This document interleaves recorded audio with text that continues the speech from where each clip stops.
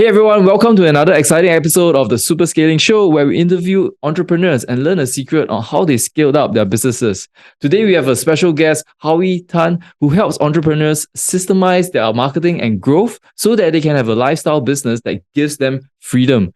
Howie, welcome to the show. Tell us a little bit more. How do you even become this person today? What led you here? What created this? This episode was brought to you by Super Scaling. Join our free Launchpad community today where we've created a valuable space that has free content on how to scale your business and where we bring together entrepreneurs just like yourself.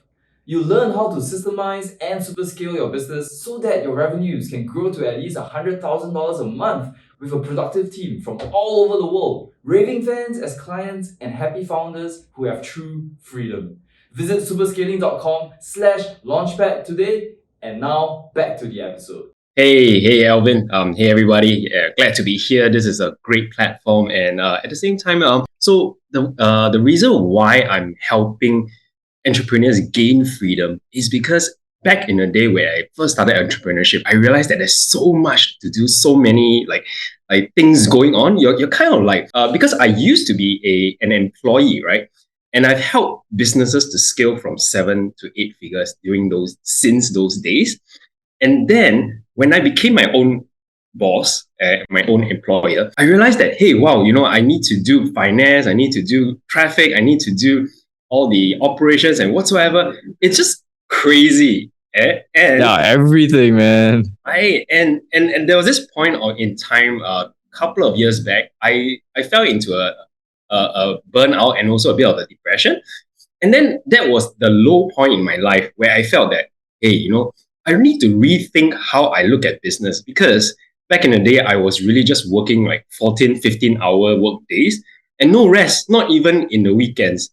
Then one day, my wife told me, hey, if you are working so hard and not spending time with the family, you're gonna, there's no point in you going to business anyway, right? So with that comment, I realized that, I need to define my meaning. There's nobody, no bosses gonna come and tell me, Howie, you're gonna, you need to put in your free time. You need to be there for your family. So nobody's gonna tell you that, right? Not even my parents or whatever. So I decided like, hey, freedom's gonna be a focus for me. That's the reason why why I went to entrepreneurship in the first place.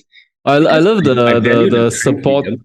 The supporting influence your wife has on you, like if she had not given you that insight, that nudge, I guess it would probably be a different Howie that we are seeing today.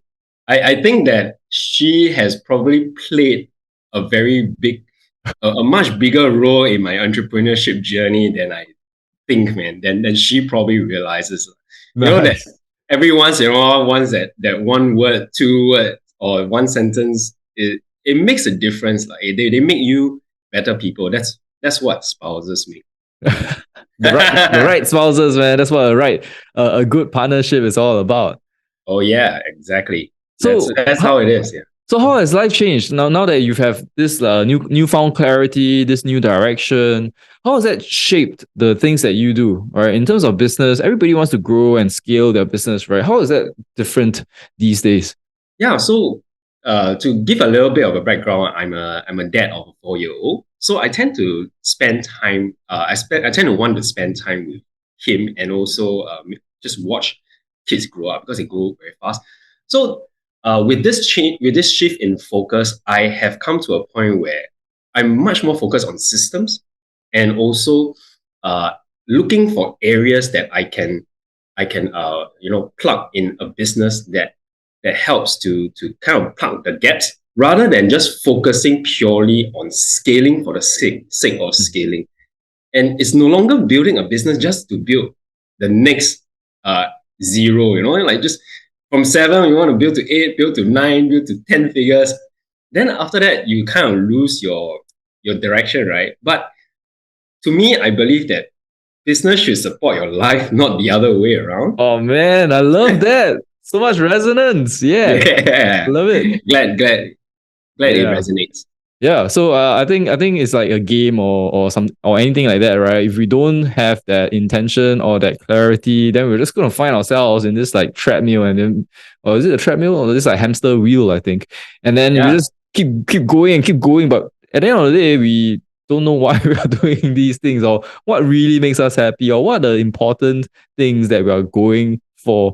So absolutely yeah, love what you said. I don't think enough entrepreneurs realize this. And when we get that kind of clarity, I think that helps give us a much better idea of the direction forward. I know some entrepreneurs, the 8-figure, 9-figure entrepreneurs, even in terms of revenue. In the past they used to think that they wanted, like, big fancy mansions, incredible, like a garage of cars and all that. But at the end of the day, actually, all that they want is, time to spend with their family. They want to just take care of them. They want to just have like memories and experiences together with their children, their spouses, and that truly is all that matters to them, right? And no, they, what? Why then do you want a 9-figure business? What are you trying to do? yeah. Sometimes it then becomes a game of revenue instead, and then Yeah. that kind of defeats the purpose of running a business, anyways. And So yeah. I have a running joke with some of my friends to say that, some people leave the rat race to go into another rat race. Oh So it's man. like you're still Yeah. trapped in another. You just created another hamster wheel for yourself. So you don't want that, right? Yeah. Sometimes people think being an entrepreneur is cool, but you are leaving a 9 to 6 job and then ending up with a 9 to 9, or even worse. So yeah, got to be clear about what you're doing and why you're doing it, so that you can actually build the systems that help us get to where we're going. So I think that's what Yes. you're specializing in now. You help businesses with their marketing, with their growth. How does that look like? What forms of marketing, what forms of growth are you helping businesses with?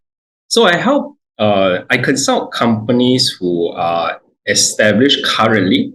Okay, so there are two types of clients that I help.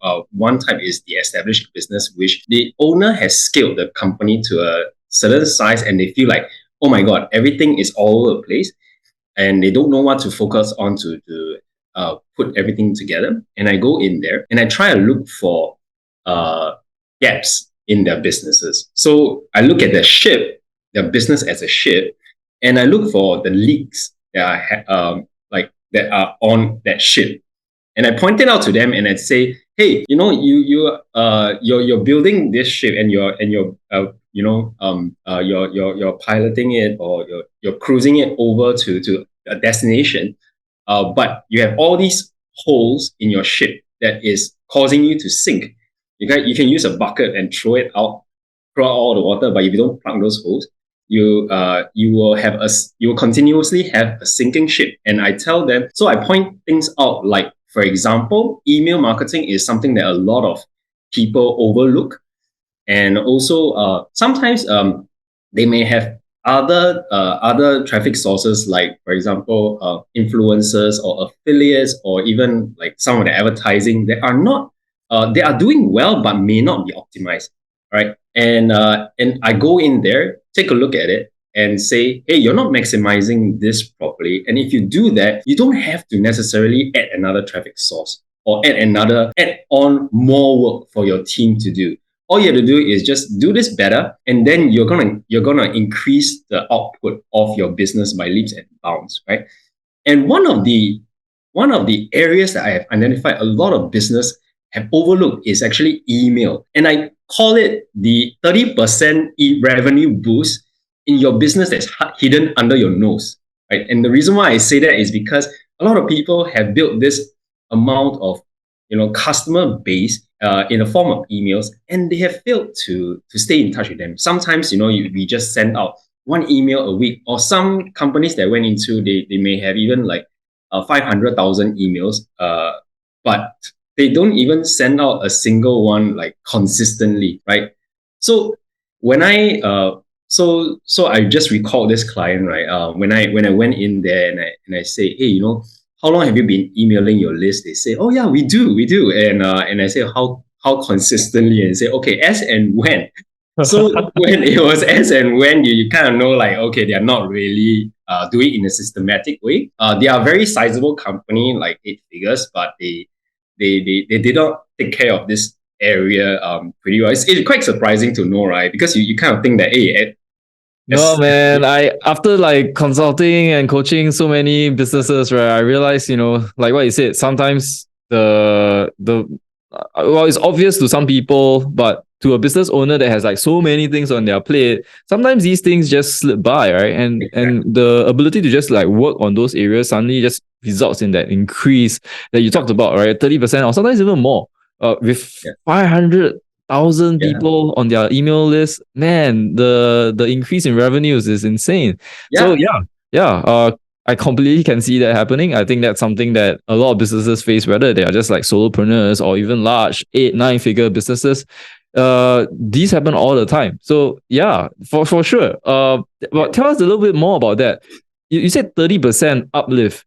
What kind of results do businesses see as a result? Do you mean that as a business, if they are making like say $1 million in revenue a year, once they start focusing on the right kind of marketing channels, they see an increase so that they are making $1.3 million a year instead? Is that what typically happens? It is highly likely that they can increase it to that level. Of course, there are other factors, like, for example, if you've not been mailing at all for like an entire year, it will take time for your email list to gain deliverability, right? But by and large, I would say that is a good number to tap on. So 1.3, so to speak, thereabouts. And what we typically do is we try to implement different systems, right? The reason why I tend to look into this is because email is so easy to systemize. Right? To put into perspective, right? Email has something called autoresponder, or in Klaviyo, I think some people might be familiar with it. Klaviyo, they call it flows, and it's like you can actually set how often you want an email to be sent out each time a person takes an action. Like, for example, if a person just buys a product from you, the next day he may receive, or immediately he may receive, one email to confirm his purchase, and then the next day he can receive another email to say, hey, your order is on the way. And then also at the same time in that email, they can also kind of welcome you into the community, so to speak, right? And then it can be a whole series of emails in a few days. And this is and these kind of emails, you'll be very surprised, right? Even just a thank you, welcome to the community, can generate like, I don't know, like 10% type of revenue increase in your email, in your revenue in that sense. So actually, which leads me to the next point whereby actually your welcome email, right, is one of the highest ROI emails you can ever have. So that's something I that love people it. overlook, and yeah, if you need to put in some effort to it, of course. Yeah, I mean, it does take effort. It does take like the business owner, the team actually spending time, effort, putting themselves in the customer's shoe, right?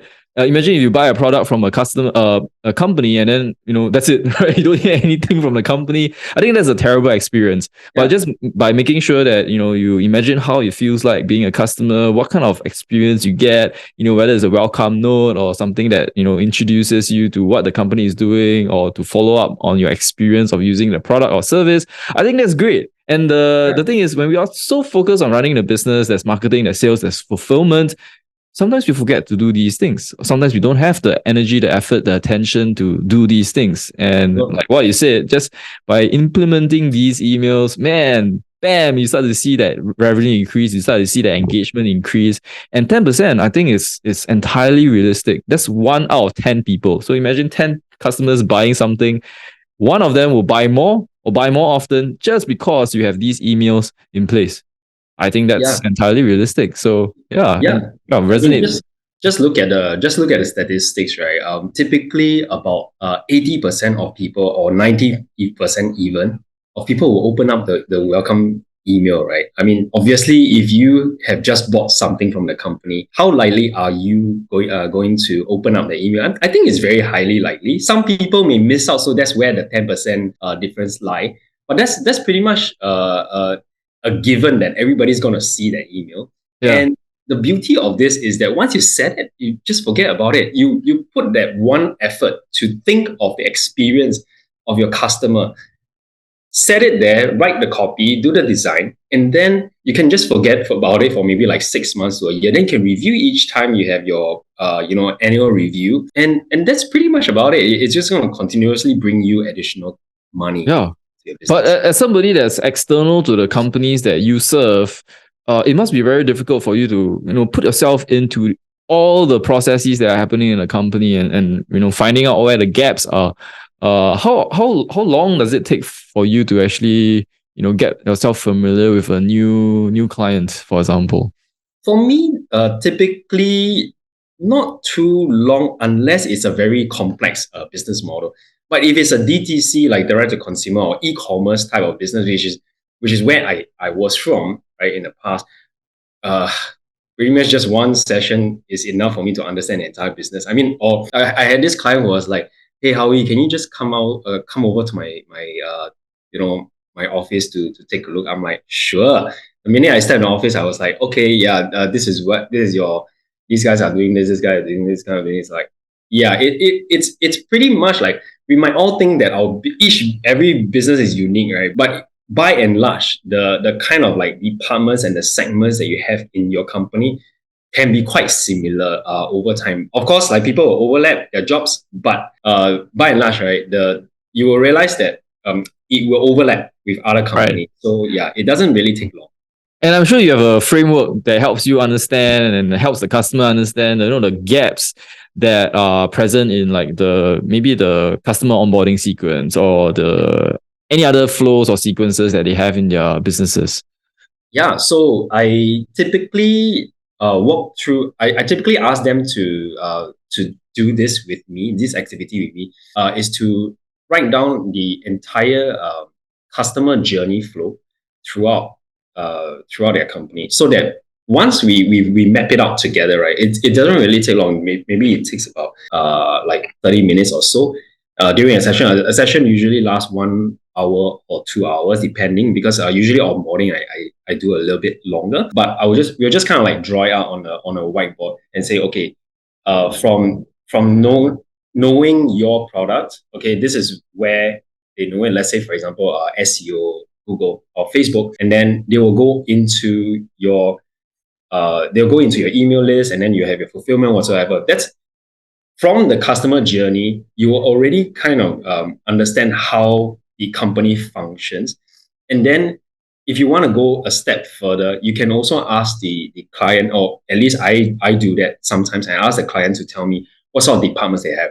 But to be honest with you, Alvin, at maybe like 7 figures, I think a lot of people will just tell you everybody's doing everything. So I'm like, yeah, I stopped asking these kind of questions, and I just ask them, can you just tell me how your product goes through the cycle, or your customer goes through a cycle instead? And that's the framework that I will use to help my clients identify the parts of their businesses. Love it.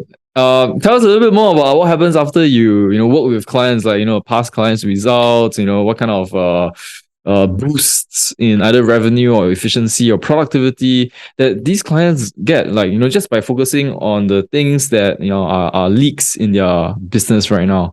Oh yeah. I mean, just to give you a very quick example, one of my latest clients, she engaged me for this. This is currently the second month. So when I first started working with her, she told me that, Howie, I am so afraid of going on holiday.